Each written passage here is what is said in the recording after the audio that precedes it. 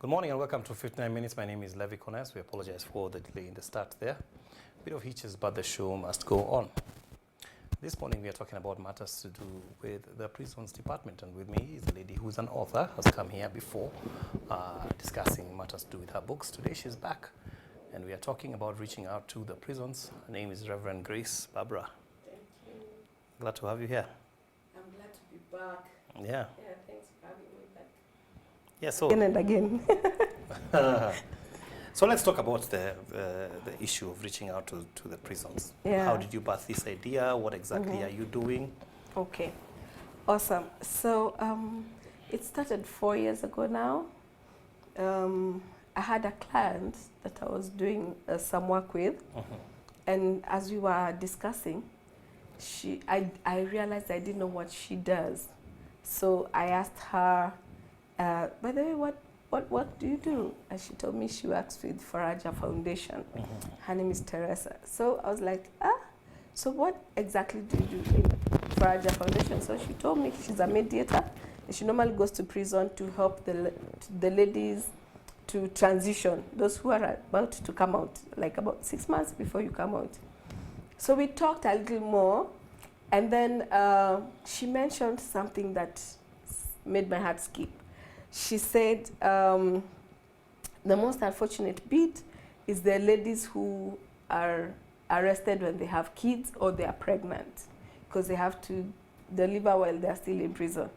So what happens to the kids? And like, well, the mothers carry them everywhere, do everything with them, and survive with them in the conditions of a prison. My heart was like, oh, those kids are innocent. They shouldn't be in such a place and all that. So it's like, can the kids be visited? And she's like, yeah, sure. You can visit. I can arrange for you if you're interested. So it was just before my birthday. So my son was there with me that day, and he was like, Mom, since your birthday is coming up, why don't you go celebrate your birthday with those children? And I was like, Eureka. Yeah, why don't I do that? So through Teresa, I was able to talk to the welfare officer of Langata prisons at that time, and I asked her what they need. And she told me their greatest need was diapers, petroleum jelly, Rimis or Vaseline, cotton wool or wipes. Those were the critical, and unga for porridge. So I was like, cool. So I called my friends and I was like, for my birthday this year, I want diapers, Rimis and cotton wool. I'm going to visit the children in the prison. So they were like, hey, cool. They were very supportive. Most of my friends and my family members, I didn't do it so big at that time. So on my birthday, we went. I got a few of my cousins, and we went with my son and the others, and we carried stuff. And my friends were quite generous, because we even got food with Langata. We started with Langata Women's. So we went, that day we reached out to about 50 kids. We fed them, had cut cake with them, ate snacks with them, played with them, prayed with them, and then we went back home. So when I went back home, I kept asking myself, okay, so I've done it once. Then, after the diapers are finished, what will happen to those kids? What about other prisons? Are the other kids being treated as much? Because Langata Women's is a bit better than the others, and them, they already have a daycare center, which was built by Faraja Foundation. So that's where now all this got conceived. And I was like, I want to reach out to the prisons, to the kids, especially in prisons. So I decided every birthday and every Christmas, I'll be visiting prisons and blessing kids with diapers, Rimis, cotton wool, clothes, and if I get food stuff, I take. But mostly it's the diapers, Rimis, cotton wool, and clothes. So that's what I've been doing for the last 4 years. I've been going to now 4 prisons, but I want to add my database, and I want to reach out to more prisons as God helps me and gives me the years to keep doing it. And then now I have a new, I mentioned it last time when I was here, that I intend to build daycare center, because now the kids in the prisons, they don't have a place to stay, to sit, to relax, to enjoy, to play toys, or to be taught. So that now started bothering me from kinda last year. So said, God helping me, I want to build daycare centers in the prisons. So I want to start with the ones that have already been going.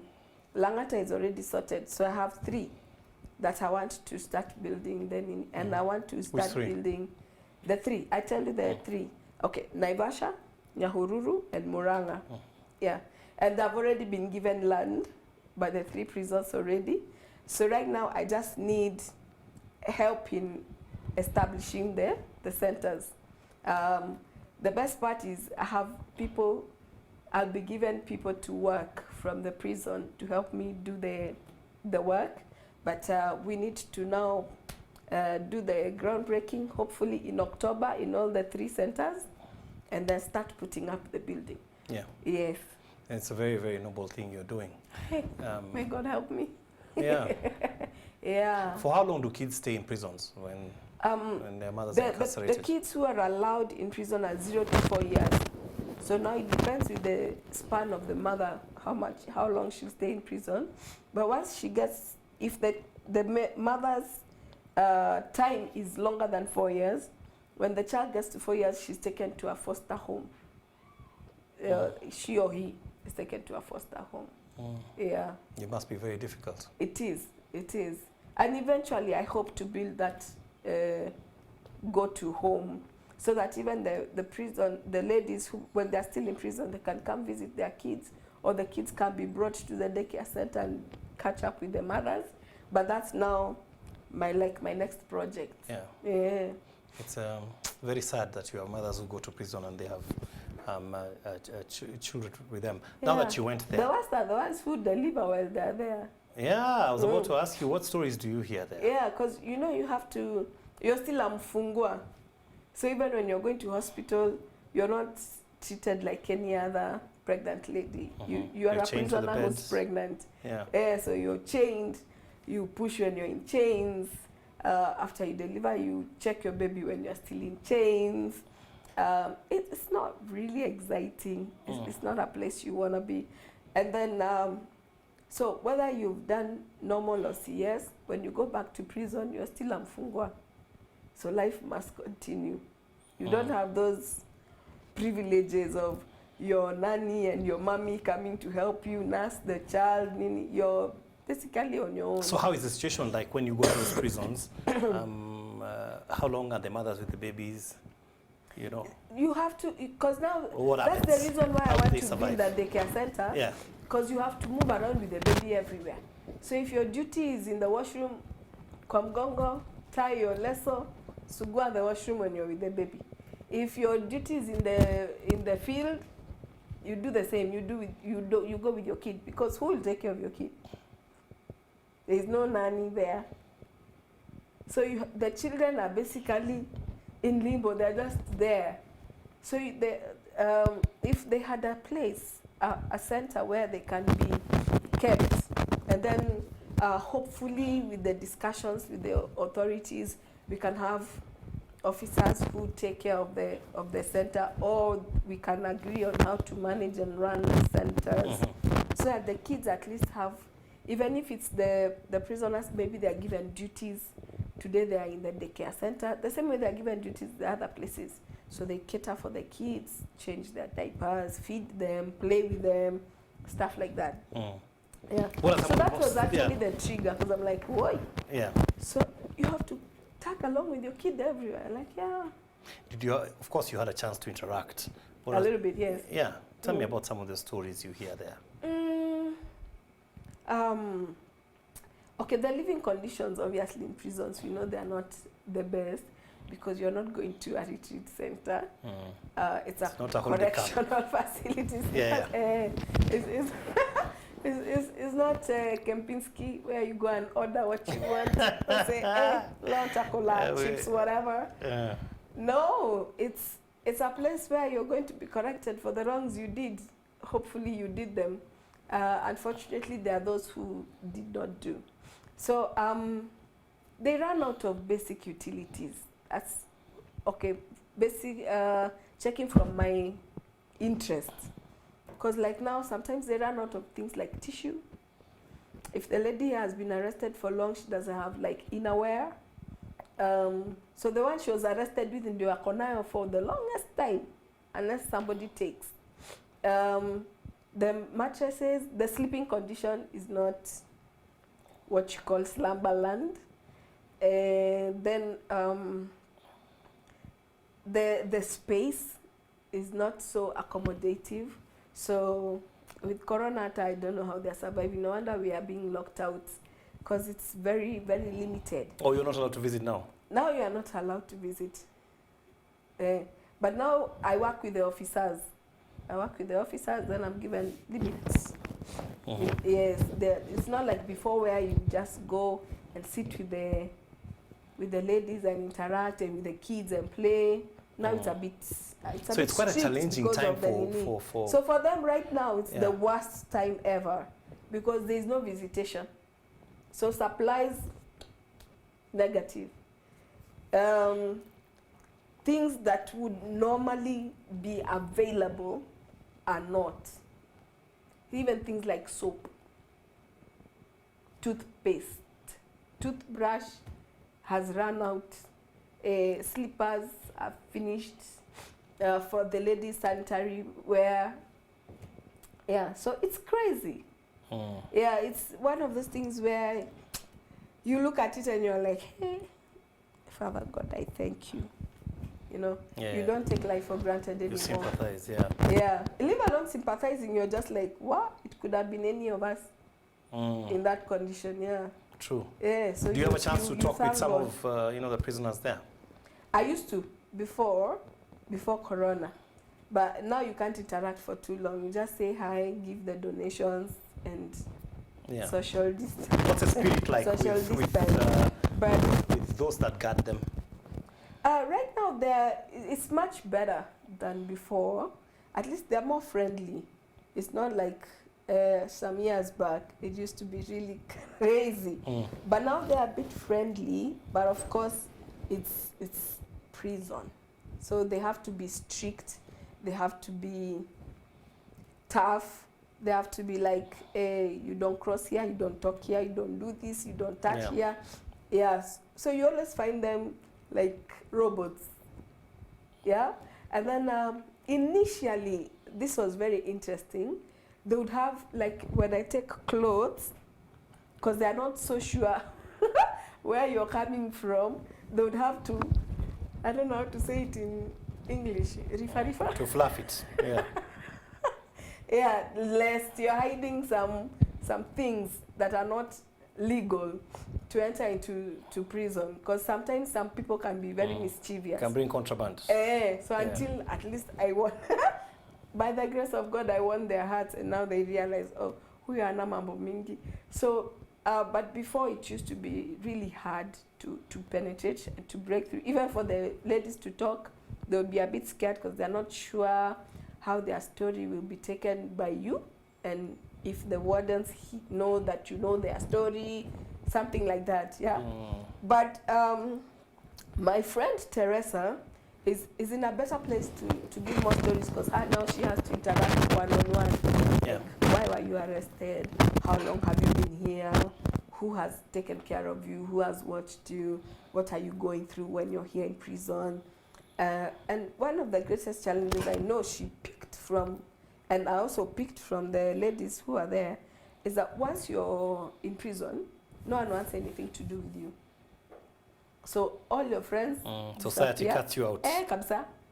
All your relatives. That's why the mothers stay with the kids in prison, because hatutaki mtoto wa fungwa kwetu. Could be having some bad vibes. He can spoil our baby or whatever. So they find it very hard. And so what happens is, once they come out, they look for trouble to do outside so that they can be arrested again. So it's a cycle. So you'll find some people are forever in prison, because when they come out, there's no BARBRA to hug them and say, "Oh, welcome home." There's no levy to say, "Oh, so sorry for the time you are in. What can we do from here?" So they end up doing mischief. Yeah, because then there are those also who will go feel back. and say that, you know, what you're doing is interfering with the punishment that they want to get.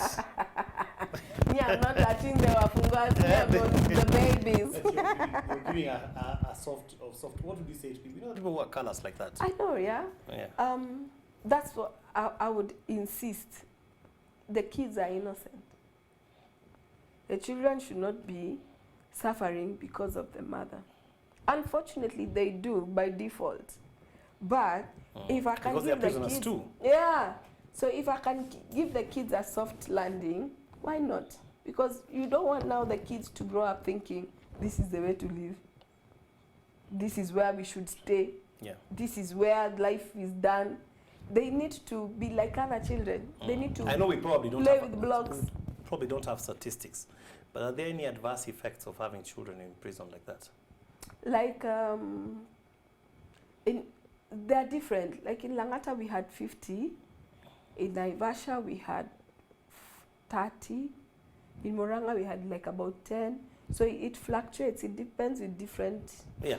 Do you think in terms of like studies? Because I don't think we have any data on the effects. Yeah.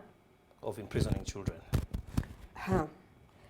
The thing is, what happens is low self-esteem. If you meet them, see, like now when they are taken to that foster home, yeah, and they grow like to about 13, 14, 15, they understand. We are here because my mom is in prison. We are here because my dad is in prison. We are here because our parents died in prison. So they have a rough idea. So what happens is that these ones who are in the foster home, it's easy to get the database. From what I have gathered, half of them hate prison. Say they never want to go there. It has alienated them from their parents. It has sidelined them. It has made them what. So they want to come out and be different. The other half, on the other hand, are like, well, the prison accepted my mom. It has accepted me. This is the way to live. So they turn 18 and they no longer can stay in the foster home. They go do mischief, so they are put in prison. Can you imagine that? Yeah. So why would such Very things sad. happen? Is because now the kid never had the chance to be a kid. She never had the chance to be shown it's not you who is in prison, it's mom. But you can live a different life, which is what we want to bring forth. Because now at the daycare centers, we'll pray for the kids. We'll give them hope. We give them life. Yeah. Give them toys like other kids. Put for them cocomelon, and they understand English and they start speaking English. Put for them inspirational Bible stories like Superbook, so they start understanding there is God. There are good things out there. There is life. We take to them life stories of people who have been there and out, and they care for them, and they start seeing there's a better life. Otherwise, if they continue the way it is, we will lose most of those children. Yeah, and that's where my heart is. I'm like, these kids, they are innocent. I say again and again, the kids are innocent. So in their innocence, let them be allowed to be kids. Yeah, it's going to be difficult because even at the age of 4, if you're going to be taken out of that, and taken to a foster, it must be very hard. It's hard. It's hard on the child. It's hard on the mother. Yeah, because now she won't have time with this child anymore, and these are foundational years. Yeah, it's difficult because but you know in men's prisons you will never find a situation like that. True, but there was, I think, Madam Winnie Gushu. She spoke about it, and I really pray that God helps me to meet her so that I can talk to her even about it. She mentioned how she would want to have a place where fathers who are incarcerated being given a space where their kids can come and visit them, because at least the mother gets the chance to stay with the baby, but the fathers, they disconnect. And there are some mothers who don't mind. I mean, you're still either the father or baby daddy, so they wouldn't mind to bring the child. So as we continue, I'm thinking, you see, like the daycare center would be a safe place for the father to be brought and the child to be brought, and they meet and they play and they have a nice time together, they bond, and then the father is taken back to the cells and the child is able to go back home. At least that will change a few things here and there. Because most children actually, they don't know their daddies. And then now when they get to 4 years, they are taken to the foster home. Yeah. So now there's no more connection. So in terms of sleeping conditions, the babies, you sleep with your mommy in that mattress on the floor. What happens if you have, like, you know, complications, like if you need formula? You better pray you don't need formula. This is prison, formula. Hello. Yeah? And with corona, am I being formula. too lofty? Are you in the States? Because I'm imagining the child has to be taken care of somehow. Hey, tatumia molo milk. The child has to be taken care of somehow. There are hospitals. There are government hospitals. So the child will be taken to a government hospital and she'll be checked at least, and they'll be able to advise what kind of. So no easy landing. There's no easy landing. That's what I'm trying to do, but God had an idea. You will bring formula when we open the daycare center. I will tag you on that. I'd very much love it to come with the cameras there. And just, that would be so awesome. Yes. That would be so nice. The harsh reality. You know, it's very easy to talk about prison. You should go there and see. Especially if you are, for me, I have a heart for the kids. Yeah. So when I see them tesekai, suffering like that, I'm like, I wish I could carry all of them home, but you can't. And they need their mommies there. It's a sad thing, but that's why we are there. Me and you, Levy, we go make a difference. October, we go, we do groundbreaking. You connect me to those Asians you know who have cement, those excavators, all the tools that are needed to build. Who can make a difference? We need to build some. Call Manu Chandaria. Is he your friend? I like that. Deputy President, this is your channel. Holla at us. We need. we need. TV. Yes. No, Cast TV is his homegrown. We need. Actually, we need all the funding that we can get. We need all the support that we can get to make a difference in these children. So by December, actually, I'm very ambitious. By December, I want to build the 3 centers for Nyahururu, Naivasha, and Muranga. Then from next year, I can be able to check the next prisons. Because these ones, at least I already have rapport with them. I've been in touch with them. I've been taking them diapers. I've been taking Arimis. There's committee. There are all these other places. I've actually realized there are so many. There's even the LD women's, Nakuru women's. Yeah. So I want to touch all those counties, all those prisons in different counties. But right now I have access to those 3, and I have land in those 3. I have labor in those 3. I just need materials. Yeah, you just want to get it started. I want to so the dream is to get the daycare and hopefully get a transitional children's home. Yes. What do they call it? A halfway home. Yeah. Yes. You don't feel like it will encourage stigma? People will say, hey, the children's home here. But you see, because already there's so much stigma as you speak. There's so much stigma if you have a child, like you said, in prison, and already the stigma is already there that, you know, the child is unacceptable to society. Because it really baffles me that we do not have a relative who can take care of a child when you're in prison, when your person is in prison.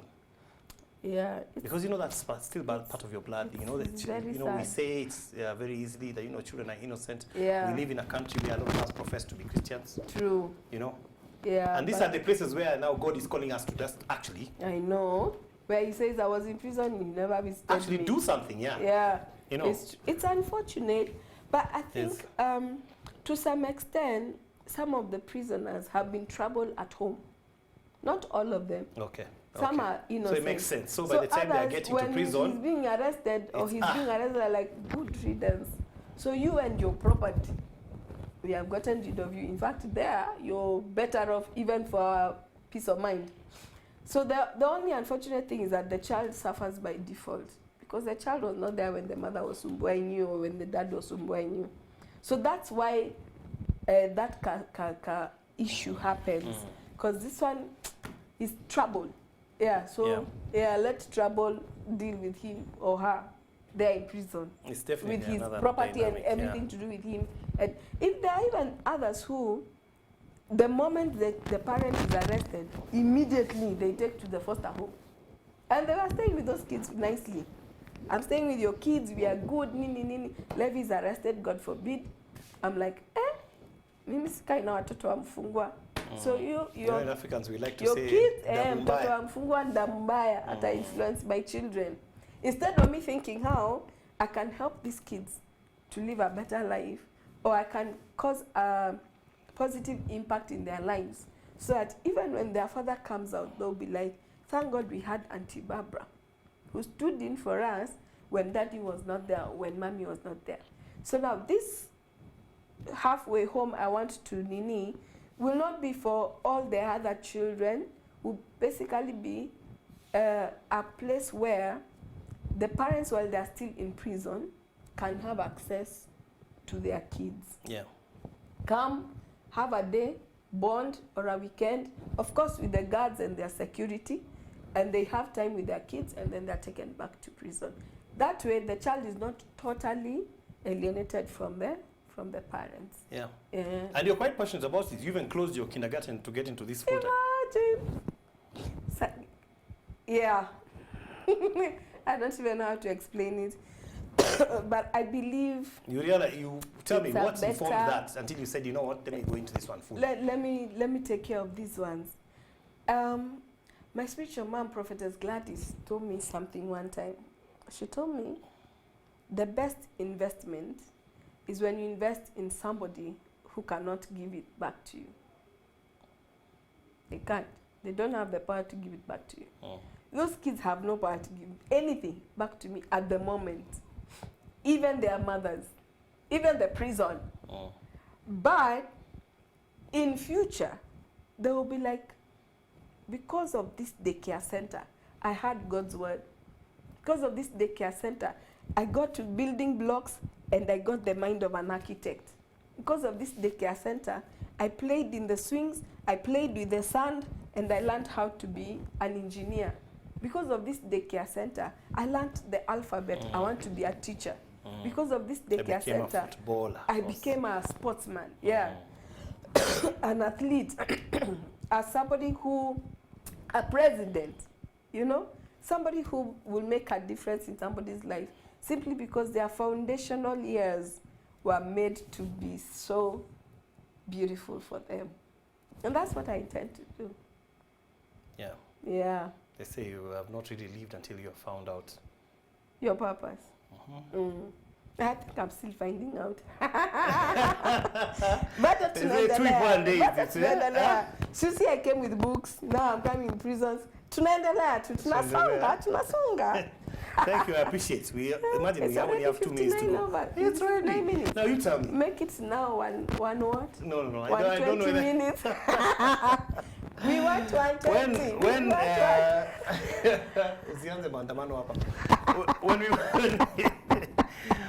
What will you tell the people at home? How do they tap into this? How do they reach you? And then also, as a parting shot, what would you tell that person? Why would they join an initiative like this? I would like to Nini there. Yes. How can I say it? I would like to encourage anyone who's watching to adopt a daycare center. Let's call it adopt a DCC in prison. Why? Because those children are innocent. Why? Because you can make an impact in those lives. Why? Because you never know who those kids are going to be in future. Why? Because we want a better future for Kenya and for Africa and for the world. These children, if they're given a good place where they can grow, where they can be kids, I think it would make a difference in their lives. Don't you think so? So this passion God has put in my heart is so big. It's even bigger than me. I actually do not know how I'm going to make it happen, but I am trusting the same God to help me make it happen. And I know God uses people. He uses angels and he uses human beings. And I'm praying that he will touch you. He will make you that angel to help touch a life. Today, I encourage you, adopt a daycare center. Right now, we have 3. I have Nyahururu, Naivasha, and Moranga. In October, we want to break the ground. We want to start and hit the road running. We are trusting God for all the supplies, the nails, the cement, the stones, the cabro, the maram, the roofing, the walling, everything. The paint, the interior designers, the architects, contractors, anyone in the building sector. We are reaching out to you and asking you to come on board. If you want to contact us, we are on 0700 002797. 0700 002797. WhatsApp us, text us, and then we can connect from there and we see how we can help these children. If you maybe you're in overseas and you want to do an email, or it's a company and you want to do an email, shananioutreach72@gmail.com. shananioutreach72@gmail.com. Shanani is CH, not SH. And I believe together with Cassidy, with Levy, with 59 minutes, with God, we are a majority. We can do this thing. We can change a child's life. So, parting short, adopt a DCC. Well, thank you. Yeah. Thank you for sharing. Thank you. Wish you all the best. We'll come on the ground. You have to see what come. happens. Yes, you have to come. Absolutely. We'll maybe on the groundbreaking, you can come with your cameras, and I'll give you one spear. Absolutely. Is that a spear? Look at me. One djembe. Yeah. And you're saying we talk to the dig wheelbarrow in. guy. You're saying we talk to the wheelbarrow guy. Yes, talk to the wheelbarrow guy. We need all the wheelbarrows we can get, I to know. carry the I cement. know. He's hearing you. All right. Amen. May he hear. Yeah. We'll call it a day. Thanks so Yeah. much for coming. I appreciate it. Thank you. That's Thank you, Levi. I 59 always minutes. appreciate. God bless you. God bless you too. 59 minutes for today. Stay tuned for Leah coming up with Losu. See you tomorrow, God willing. Toodles.